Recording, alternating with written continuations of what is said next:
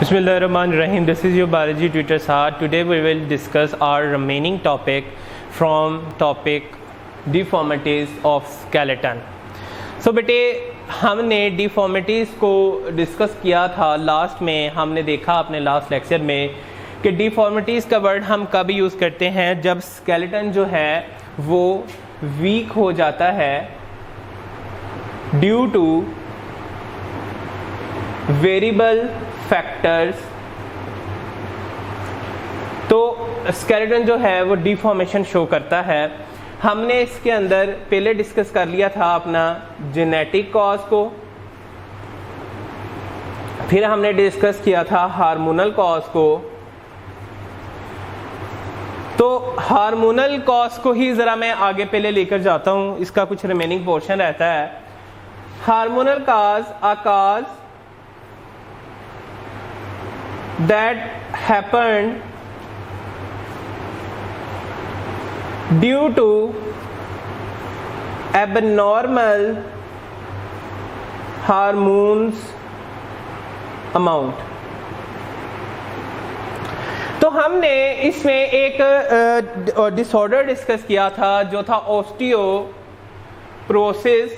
Osteo का word जो है वो मैंने कहा था हम बोन्स के लिए इस्तेमाल करते हैं, और जब प्रोसेस का वर्ड यूज करते हैं तो वो हम कहते हैं ये पोरवस है, ये सुराखदार हो चुकी है, ये हड्डी जो है इसके अंदर मिनरल्स ज्यादा निकल गए हैं. तो बेटे ऑस्टियोप्रोसिस जो है वो चेंजेस इन एस्ट्रोजन हार्मोन की वजह से था. ये जो हार्मोन है एस्ट्रोजन हार्मोन, ये फीमेल ग्रोथ हार्मोन है.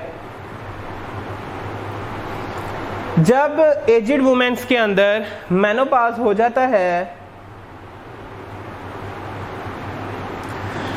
तो बेटे हमने देखा कि एस्ट्रोजन हार्मोन जो है वो अफेक्ट करता है. किस तरीके से बेटे? एस्ट्रोजन हार्मोन जो है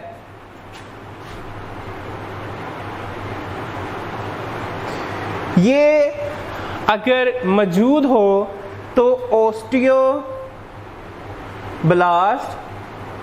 एंड ओस्टियोसाइट सेल को मदद देता है. बट जब ये नहीं होता तो क्या होता है? ओस्टियोक्लास्ट सेल्स जो हैं वो एक्टिवेट हो जाते हैं. ठीक है, तो बेटे इसको डील करने के लिए, इसकी ट्रीटमेंट के लिए एक इलाज है, उसका नाम है ERT, oestrogen replacement therapy. Oestrogen replacement therapy ये बेस्ट प्रोटेक्शन है अगेंस्ट ऑस्टियोपोरोटिक फ्रैक्चर्स. अब बेटे इसके अंदर हम करते क्या है? एस्ट्रोजन हार्मोन जो है वो एक्सटर्नली प्रोवाइड करते हैं. अब उससे होता क्या है? ये जो नहीं था, इसकी कमी थी, वो इससे पूरी कर दी जाती है. तो ये अब इनको इनको एक्टिवेट कर देगा और ऑस्टियोसाइट सेल्स को बंद कर देगा. तो मतलब क्या? ऑस्टियोसाइट और ऑस्टियोब्लास्ट सेल्स यानी कि bone forming cells and bone maturing cells ये एक्टिवेट हो जाएंगे और इस डिसऑर्डर को क्योर कर लिया जाएगा.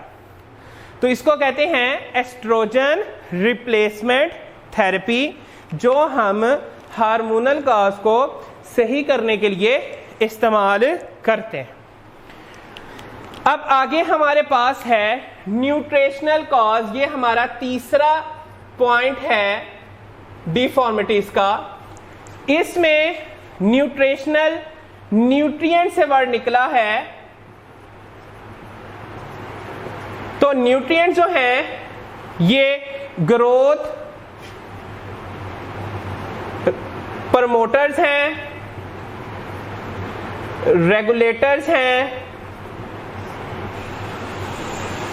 अब जब ये नहीं होते तो इससे एक डिसऑर्डर आता है जिसे कहते हैं ओस्टियोमेलेशिया या Malaysia, softening of bones. Bones जो है वो कमजोर होती हैं। जब बोन्स रिसीव करती हैं इनएडिक्वेट, इनएडिक्वेट का मतलब है मुनासिब मिकदार में मिनरल्स का ना होना, ये इसका उर्दू में मायना हो गया। तो बेटे हमारी बोन्स को सबसे ज्यादा चाहिए कौन से सॉल्ट्स है? कैल्शियम। वो अगर आपने इंग्लिश में सेइंग सुनी है ना, excess of everything is bad. जरूरत से ज्यादा अगर कोई चीज हो जाए या जरूरत से कम हो जाए तो वो दोनों चीजें अफेक्ट करती है। बेटे अगर कैल्शियम जरूरत से ज्यादा डिपॉजिट हो जाए तो बोन तब भी वीकन है और सॉफ्ट है, अगर कम हो तो जाहिर सी बात है तब भी वो कम ही कम है।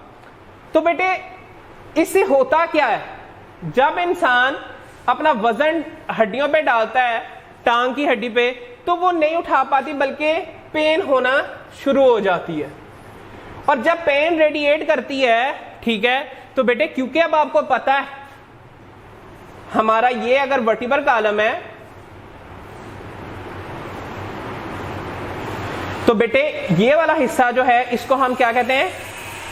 Pelvic girdle. ये हमारी यहां लेग्स हैं। तो बेटे अब दर्द हमारे रीढ़ की हड्डी में भी हो गई, हमारे चुगले के अंदर भी हो गई है और टांगों के अंदर भी हो गई है, ठीक है। तो बेटे ये इसकी मेन सिम्टम क्या होगी कि pain when weight is put on legs, दर्द का होना जब वजन जो है वो टांगों के ऊपर जाता है। तो इस वजह से ये ऑस्टियोमेलेशिया जो है बड़ा ही बुरा डिसऑर्डर है इस लिहाज से, क्योंकि हड्डियां जो हैं वो सॉफ्टन हो जाती हैं, वीकन हो जाती हैं और वजन को उठा नहीं पाती। तो ये फिर डिफॉर्मेशन की तरफ बॉडी को ले जाती हैं। तो दर्द का होना हमने अक्सर सुना होगा, हमारी बुजुर्ग औरतें, हमारे बुजुर्ग जो हैं वो अक्सर कहते हैं मेरी कमर की हड्डी में दर्द है, मेरी टांगों में दर्द है, उनके टखनों से भी जो है वो वाज़े आती हैं। तो बेटे ये बेसिकली न्यूट्रिशनल कॉज है, उनका डाइट जो है वो हैपेजार्ड है, वो एक्सरसाइज नहीं करते और उनका कोई डाइट प्लान नहीं था। प्रोटीन्स और कैल्शियम जो है, या वो ऐसी खुराक खाते हैं जिसमें कैल्शियम ज़्यादा थी, या वो ऐसी, तो इस सारे इफेक्ट को हम मैल न्यूट्रिशन की वजह से जो है, मैल न्यूट्रिशन जो है वो इसके अंदर मेन कॉज है इस डिसऑर्डर का। बेटे इसी से मिलती जुलती एक डिजीज है रैकेट्स। बेटे ये बच्चों के अंदर, चिल्ड्रंस के अंदर जो है ये मोस्ट कॉमन है, ठीक है। बेटे इसके अंदर होता क्या है? बेटे इसके अंदर टांगे जो हैं वो टेढ़ी हो जाती हैं, बो, ठीक है।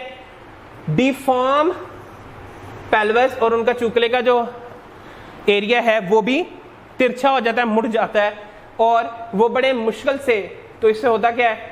डिफिकल्ट रनिंग,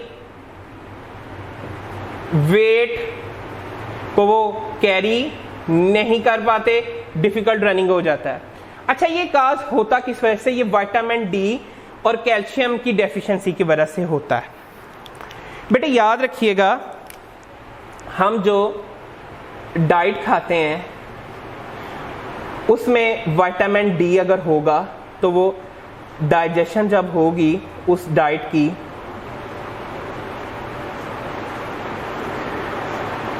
तो बेटे उसके बाद वो बोन्स को विटामिन डी जो है वो अवेलेबल होगा। अब जब डाइट के अंदर ही विटामिन डी नहीं होगा, विटामिन डी नहीं होगा, इसके अंदर ही डाइट ही पुअर है, तो बेटे जब यही नहीं है यहाँ, तो डाइजेशन सिस्टम के अंदर जब ये बोन को विटामिन डी जो है वो नहीं मिल रहा, तो बोन्स क्या हो जाएंगी? इससे वीक हो जाएंगी और सॉफ्टन हो जाएंगी, बो हो जाएंगी, और इस कंडीशन को हम नाम दे देंगे रैकेट्स का। तो इसका इलाज क्या है? ट्रीटमेंट्स हम अब देखने जा रहे हैं। बेटे ट्रीटमेंट कहते हैं किसी भी चीज़ का इलाज करना। तो बेटे इसके अंदर हम बच्चे को ऐसा दूध देते हैं जो फोर्टिफाइड है, रिच है विद विटामिन डी। तो अक्सर आप कमर्शियल ऐड सुनते हो, ये दूध जो है वो विटामिन डी से रिच है। तो फोर्टिफाइड रिच होना किससे? विटामिन डी से। ये स्ट्रेंथ देता है हमारी बोन को और उसको वीकन होने नहीं देता। उसके बाद लास्ट पॉइंट है एक्सपोजिंग टू सनलाइट। बेटे याद रखिएगा, सूरज की रोशनी जो है वो हमारे लिए बेहतरीन जरिया है। किस चीज़ का? हमारे लिए बेहतरीन जरिया किस चीज़ का है? लाइट का।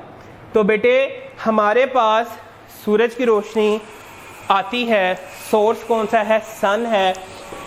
बेटे इसमें एक बात याद रखने की ज़रूरत है। बेटे जैसे जैसे सुबह ढलती जाती है, सूरज आफताब का मंजर जब ख़त्म होता जाता है तो हमारे पास रेज जो है, सूरज की रोशनी जो है वो तेज़ होती जाती है। जब वो तेज़ होती जाती है तो वो हमारी स्किन को बर्न आउट करती है। यही वजह है कि कहा जाता है कि जब सुबह सुबह जो है नमाज के बाद बच्चों को, बुज़ुर्गों को और ख़वातीन को और बुज़ुर्ग मर्दों को जो है वो अपनी टांगें नंगी कर कर या जो है वो सूरज की रोशनी की तरफ करनी चाहिए ताकि वो विटामिन डी को स्टोर कर सके। आधा घंटा सन बात करना इस तरीके से विटामिन डी की रिक्वायरमेंट एक दिन के लिए उसको पूरा कर देता है। इसको कहते हैं charging of vitamin D to skin.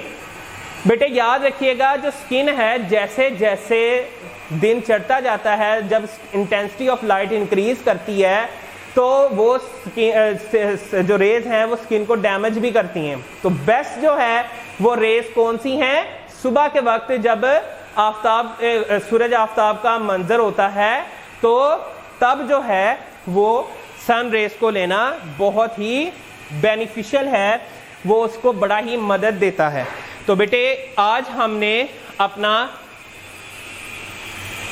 Hormonal cause को पहले रिमेनिंग पोर्शन को डिस्कस किया, फिर हमने न्यूट्रिशनल को देखा, फिर उसके अंदर हमने रैकेट्स को डिस्कस किया है, फिर हमने उसकी सिम्टम्स देखे, उसकी ट्रीटमेंट देखी है, ठीक है। और फिर इसी के साथ जो है आज हमने अपने 2 डिफॉर्मिटीज को कवर कर लिया। एक था जो हार्मोनल कॉज था और एक था न्यूट्रिशनल कॉज। तो बेटे उम्मीद करता हूँ इसी के साथ हमारा ये टॉपिक ख़त्म होता है, वाइंड अप होता है। Stay at home, stay blessed, अल्लाह हाफिज़।